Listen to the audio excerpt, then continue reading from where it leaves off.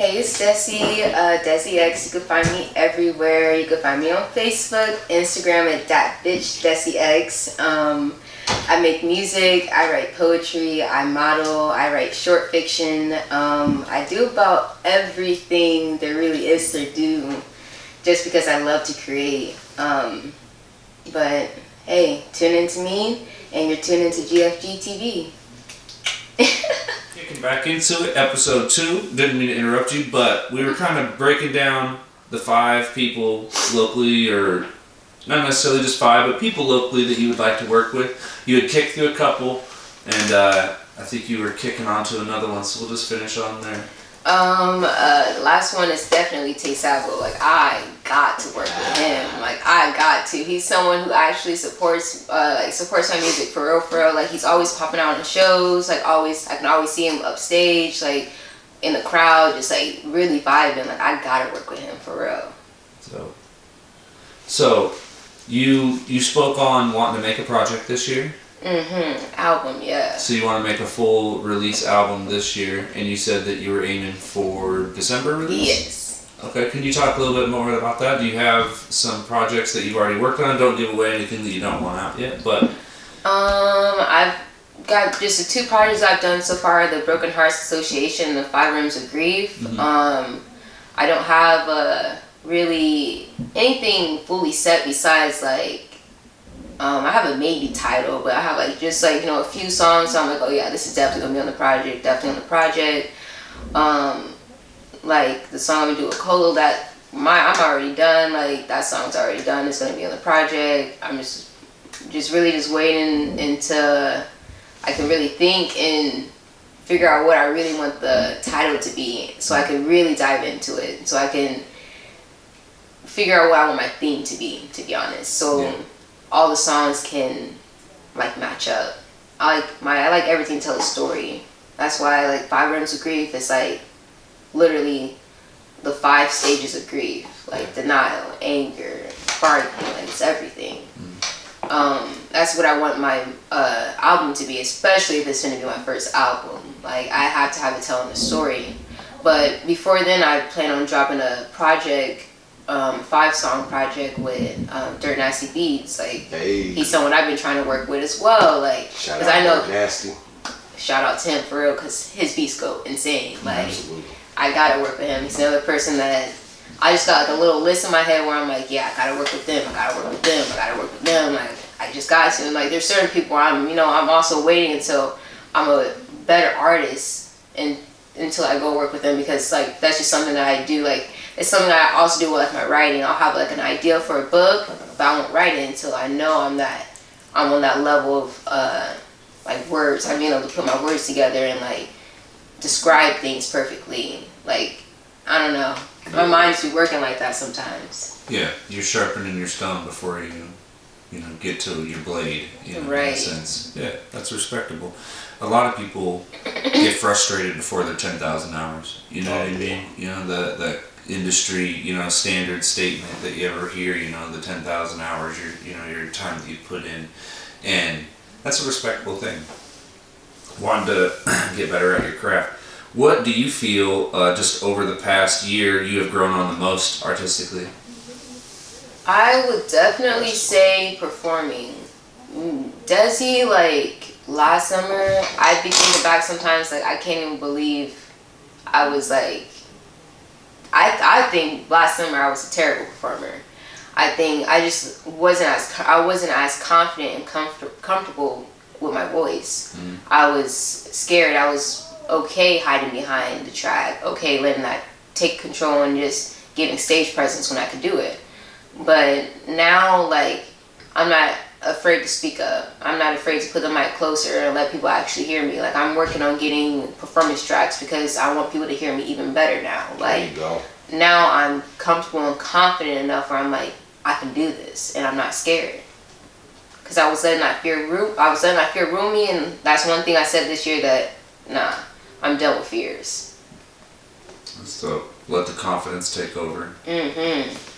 So with that being said, what advice would you give an upcoming musician in Des Moines? Practice. And when you think you've already practiced enough, practice some more. Like, there's times where all I do, I'll have my set list and my 20-minute set list, and I'll go over that for hours. Yeah. Like, my voice, until my voice hurts. Until, Yeah. like, I'm like, okay, I need to take a break. Then maybe I'll, you know, take a break, get some water, and go some more. Like, it's that you have to practice. Like, you know, you don't even have to practice with your own songs. It's just, you could practice with just songs you hear on the radio or songs you just listen to. You got to practice that being comfortable saying it, being comfortable just with your presence. If you could do that, by all means, you perform. Yeah. What makes a good performer to Dessy X? Like, so you're in the audience, say you're at a concert, you're in the audience, you're watching somebody on the stage. What makes it a good performance for you? Honestly, like, I'm an energy person. Like, I really just be reading people's energy, like what I feel like their vibe is, and that's really what I go based off of. Like, if, for instance, if someone's walking up stage, they got a smile on their face, and I'm like, all right, like, they look like they're happy to be here. Yeah. You know, I'll move closer. Someone walking up stage all angry, like, where's the mic? I don't want to be here. Like, that's really in my mind. That's what I hear. Like, I don't want to be here. Like, or they're looking at the crowd and like, and you know, sometimes there's not a big crowd. Like, they're looking at the crowd like, where's everybody at? Like, we're here, but you just gotta make do what you got. Like, absolutely. Yeah, that's an experience every time up there. And if you don't take that serious, you know, yes, people that see that, you know, we're very mindful of that type of thing. I would agree. That's a big thing for me. Honestly, Taking that time seriously.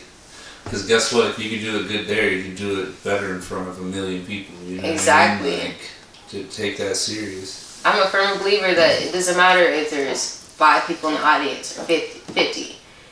To those 5 people, you need to give them a show like there's 50 people. Yeah. Because it's not fair if you don't. Yeah. So you're not going to give them a show because there's not as many people as you thought. Right. You can't control that. That's another thing. Like, if I can't control it, I'm not going to worry about it. I'm just going to do what I can do. So with your music, what producers have you worked with? Have you worked with any local producers, or who produced your 2 EPs? Let's start there. My first EP, I kind of jumped around to a bunch of different producers just because that was like my first, me really just getting to the music. I really didn't know who I wanted to work with. So I didn't local know producers locally. or like a BeatStars thing or something like that? Yeah, it was like BeatStars. Okay, yep. Find them on YouTube, then go find them on BeatStars. Absolutely. Like, Absolutely. I've actually, there's one producer named Juddy. He produced The Baddest. I had him remake it for me, and he did. He's a local guy? He was local. He did move out to Chicago. That's but awesome. Yeah, he was going nuts. Yeah. Another, not as locally, but it's up in the QC, La Quad Cities area, the Vibe Factory. They produce my whole 5 Rooms of Grief. I absolutely love them. They produce, The Vibe mix, and Factory? mastered. Yep. The Vibe Factory. And they get you right regarding almost anything. But I love their beats. I love what they be doing. Like, they be going nuts. Like, shout out to y'all for real. That's awesome. But locally, Dirt Nasty is the main one I'm trying to work with next. Okay, so let's thank famous producers. If you could lock in the studio with one famous producer, dead or alive, any producer, and they were going to produce a whole Dessy album, who would you lock in with?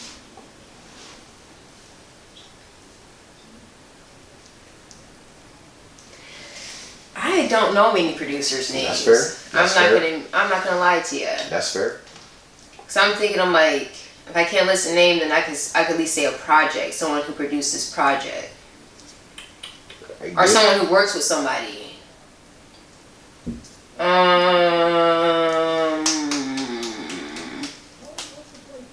I want to work with, I mentioned him earlier, but Corbin, Yeah. whoever produces mostly Corbin's beats, because they're so sad. Like, you Yeah. could probably just listen to the beat and just cry. And those are the type of beats that I really, really like. Like, Yeah. I would like to add my voice as another instrument in a way, not to take away from the beat. So how would you describe your sound and your music in 3 words?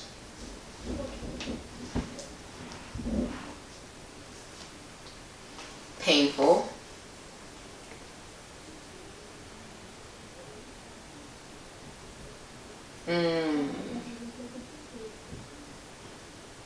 Emotional.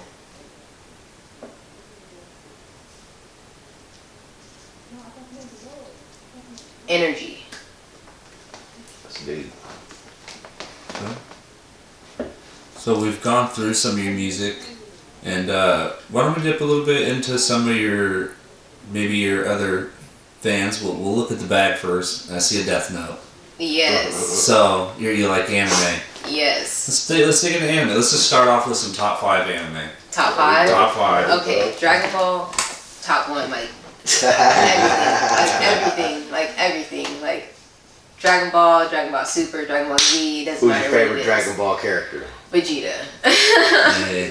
I gotta give it up for Vegeta, like, he's a principal of Saiyans, he be doing his shit, Hey, like, you talking shit to that nigga Cat. Yeah, I he know talks- that oh, everything he does, like, for real, like, he Yeah. is so funny to me. So spiteful too. Literally.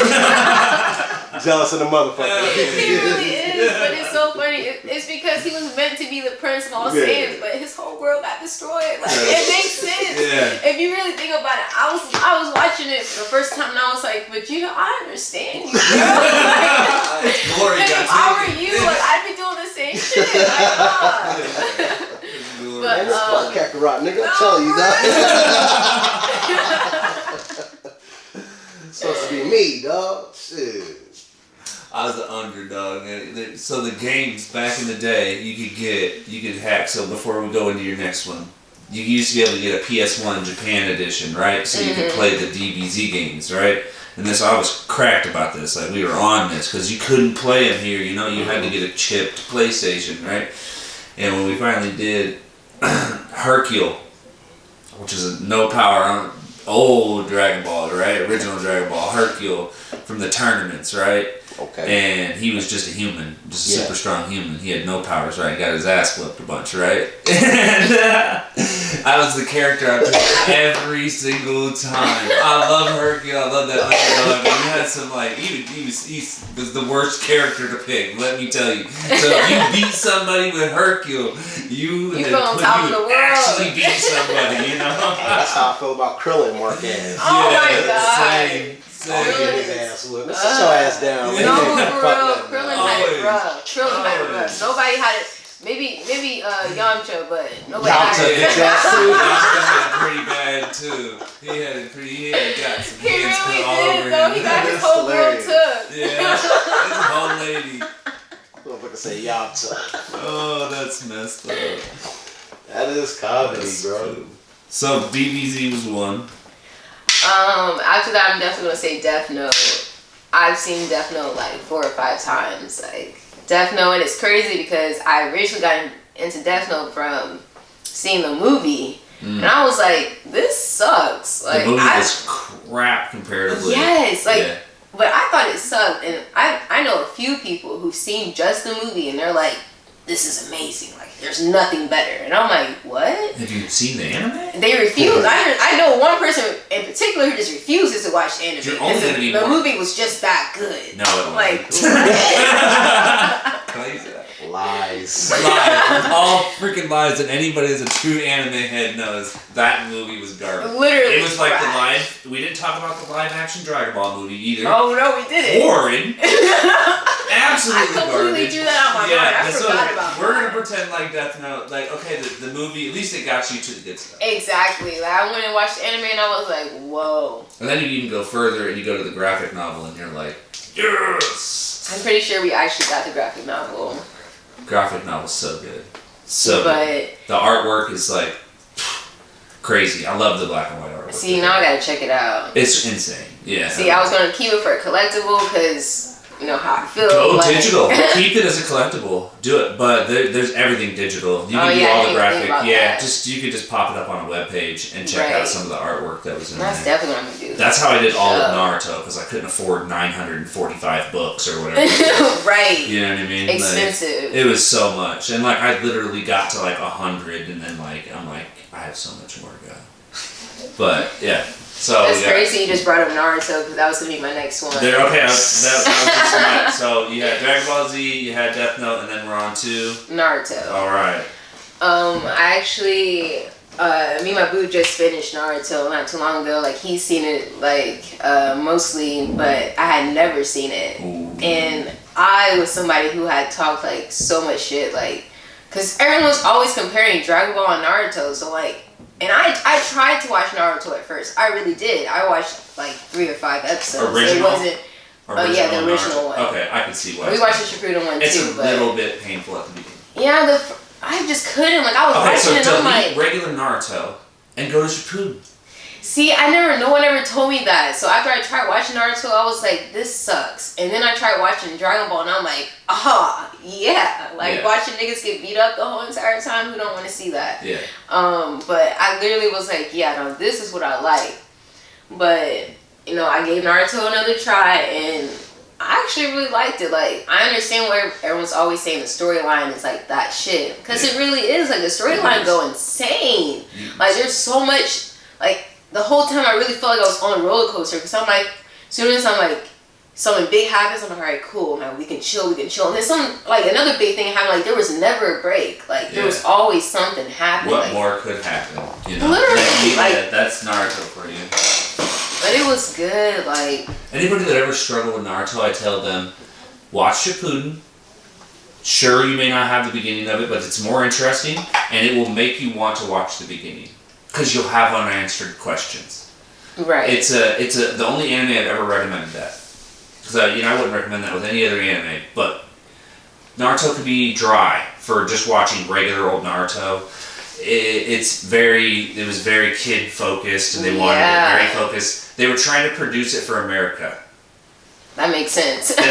then they said, F it, right? And they just started just producing it. You know, right? So, because it was on Toonami and everything here, right? So they were trying to push it. Well, it didn't have that great of a rebound like Dragon Ball Z did here, and I can think they kind of gave up because I don't even know how long they did the sub versus the dub. You know, because there's. Oh yeah, they did, and I'm pretty sure give up. Yeah. With the. I don't know if they ever dub, finished right? it. Yeah, I think it's like the season before the last, so like the 8th season. Yeah. Towards the end of the war. Yeah, which is unfortunate, but that's just kind of how it didn't get the push of that Dragon Ball Z did American wise, right? But just that's like there's a lot of things that initially they don't, and then the resurgence will come back, and then all of a sudden there'll be this giant demand for like, oh, we need more Naruto, you know? Right, more Naruto. Then all of a everything. sudden, you know, they'll put out some new season, you know, to magically carry on from, you know, where they left. And, you know, look, Naruto, you know? So, and look, they're trying to make that marketable again, you know? So, yeah, it doesn't ever stop. But, Dragon Ball Z, Death Note, Naruto. We didn't say, hold on, we didn't say favorite character. Favorite character in Naruto? Yes.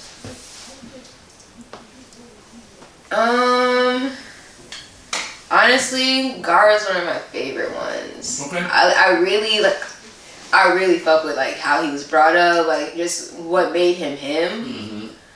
Cause at first I was like, dang, he kind of cruel. Like cruel. I understand he's a Jinchuriki, but damn, like he's out here just catching bodies left and right. Like, he don't care. No cares. But then I understood. And I'm like, oh, okay. Like this is why he's doing this. Like this.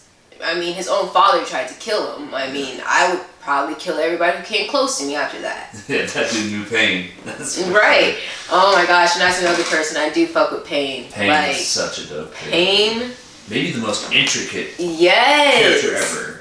Maybe. Literally. His whole, like, everything, how he's, like, brought up, like, everything, and just what he was trying to do. Like, I don't know. Make me want to watch it. Good intentions in an evil way. Good intentions in an evil way. Right. You know? Like, he wanted to help, but he wanted to do that with, like, taking away all the hurt somehow. You know? Which is, you know, obviously, as we know, unrealistic. So, we've gotten through 3, and we moved on to the 4th one. Hunter x Hunter. Hunter x Hunter. I actually love Hunter x Hunter. Like, to me, it's so... I don't really like cute animes, but like to me it's like a cute anime, but like they're also fighting in it. Like there's action, like there's something to keep me going. Like, but And like, as soon as I saw like Kill You, I was like, yeah, I feel you, because he's just like someone who doesn't give a fuck. Like, he's kind of cold. He's like, there's two characters and they're basically like light and dark, and he's like the dark. I don't know. I really fuck with it. I have a lot of Hunter x Hunter stuff. Hunter x Hunter. That's not one that I went into deep. My wife definitely did, though. Yeah, it's nice. She went off that rabbit hole, and that's something that with anime we both do. We don't stop each other from watching, but like we kind of know each other's tastes. We'll be like, yeah, you gotta check this one out. Right. So, but she goes off. So we keep getting new service like streaming services so she can watch other shit. Because she's bad about it. But I feel that. Hunter x Hunter. I feel that. That was 4. 5. Erased. That's another one. That's niche. Okay. I like that one. It was different. I don't think I've watched any anime that's been like that. Yeah. Like, I watched that and I was like, okay, I can understand this. I could see it. I could see like why that genre of like animes would be popular, or why it would even be a genre. But I don't know. I like how it was the flashback, him going back in time and having to like correct something, and then I don't know. It kept me on my toes. I honestly didn't know what was going to happen next. I'm thinking like, there was one point in time where I thought he died. I'm like, and then he was alive. And I'm like, oh, okay. So I just misunderstood that whole thing. I had to go back and I'm like, I didn't understand what happened. Yeah, that's like almost like a Gantz, similar like story frame. You know what I mean? So if you've never seen Gantz, that may be something that you would mention. I'm gonna have to check that out. Gantz, I think it is. Z? Yeah, Gantz. It's probably early 2000s. It's an older one. So it's all fully released. There's not going to be any new ones anytime soon on that. But yeah. I actually prefer the ones where it's like fully released. I didn't mention this one, but like One Punch Man, the fact that like I've been waiting on this next season for what feels like forever is insane, and I don't feel like it's coming. Like, I feel like they're just playing with us. And that's like so popular that they're drawing people out. You know, they're drawing it out is what they're doing. I don't like it. I really don't. And they can get away with it too. It's like Attack on Titan. Attack on Titan is horrible because they had like the initial release of that was how delayed. Like that was like it was delayed and delayed and delayed. Wow. And they had released so they put out the first one and then they put out 3 and then didn't they have a big break, like COVID time break on it too. Yeah. Like 2 years. Which is rough. I'm sorry, but waiting 2 years for our next season is just insane. Yeah, especially on something that you'd think they can still continue the creativity side of it. People who've been watching it from episode 1 week by week have been waiting 10 years. Yeah. That's ridiculous. That's like, to be fair though, that's like probably 10 years worth of Naruto filler because there's a lot of like you tune in for an episode just for Naruto to yell 17 times and then fight a dude that was from like a hidden little temple town. Yeah, the filler was insane. That had this one power that was unbeatable that magically all of a sudden he was like, oh, this isn't really that good of a power. You just got to do this, and then he magically beats them. Right. Every time. Like a 3-episode arc, because then they're gonna cut the fight off before it begins and in the middle of it. And then it's gonna do the build up when they come back. You know, they gotta show what happened last time. You know what I mean? And then that's the 5 minutes of their episode. Yeah. So if you cut down like an episode of like anime, it's like 11 minutes, and like if 30 minutes of airtime is 11 minutes of content. Yeah, it's insane. Like, knock it off. You wonder why we go on some websites that we won't talk about that host content that we won't talk about. Hello. We can watch without filler that we won't talk about. But that's episode 2 for you. We will be back with episode 3.